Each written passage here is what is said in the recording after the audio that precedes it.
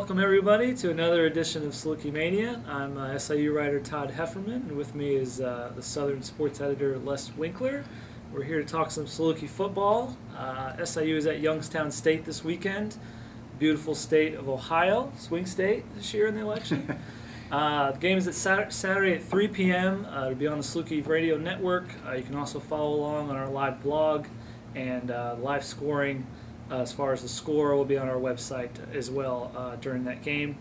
SIU has won 2 in a row suddenly, and Youngstown has lost 2 in a row. They were ranked as high as 3rd in the country, but they are coming off a pretty bad loss where they were up 28-7 and lost 35-28. It's been kind of an interesting turnaround for the Salukis too. They've played up to their capabilities, at least defensively. I don't know how they could get a whole lot better defensively than they've been the last 2 weeks, but there's still room for improvement, obviously, on offense. But they're rounding into what appears to be a pretty good football team.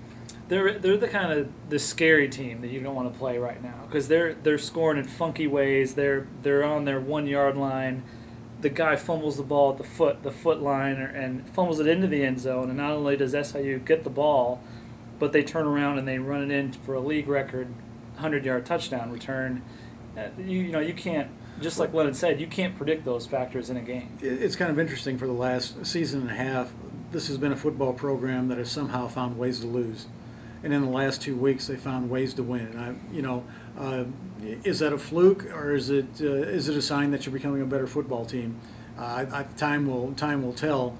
But obviously, you have to be playing better and be in a position where you can create some breaks and make some breaks that'll turn games around for you. And right now, they're doing that. Now, whether they can continue that is yet to be seen. But I see it as a positive sign.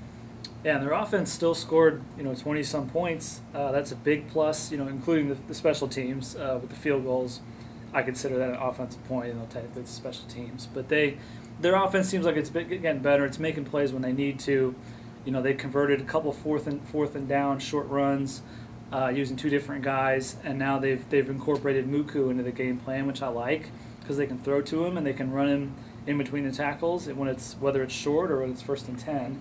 They have some options now, I think, really. Yeah, and I'm a big believer in the running game. I think you have to be able to move the ball 2 yards in those crucial situations, and they showed a little bit more confidence in that aspect of it. And they're missing the bigger back. McCall fumbled the ball a couple times, so they kept Struther and Koloko in that. And Struther's not a big guy, but he's shown he can gut out some tough yards. And I just like the way they approached it Saturday. I thought they had a good mix of run and pass, and it was. As you said, they're not lighting up the scoreboard, but they're making the plays when they need to. Yeah, this will be another big test for them, and it seems like every week in this league they have a ranked team, but they are ranked 15th, 16th in the country, and next week they have 4th ranked North Dakota State on the road.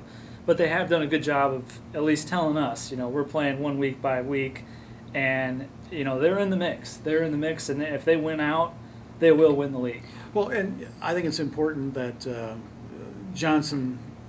Austin Johnson, I think, has made 4 of his last 5 field goals. If you're going into a game and you're just afraid to even try a chip shot field goal, that's going to put your offense behind the 8 ball. But if he can continue to be fairly consistent with that, that's going to help this team out a lot. Just knowing that the coach has confidence in putting him out there is going to help.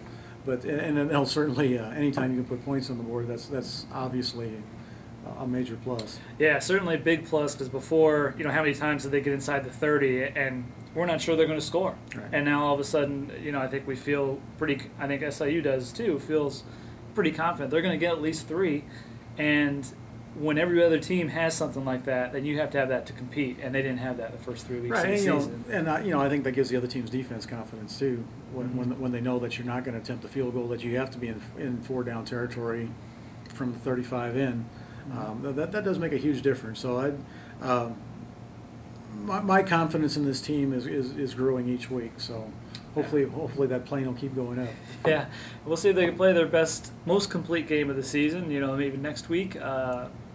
Kickoffs at 3 p.m. and follow along with us, and they'll be home in 2 weeks to face South Dakota State. So hopefully we'll see you then. Thanks for joining us.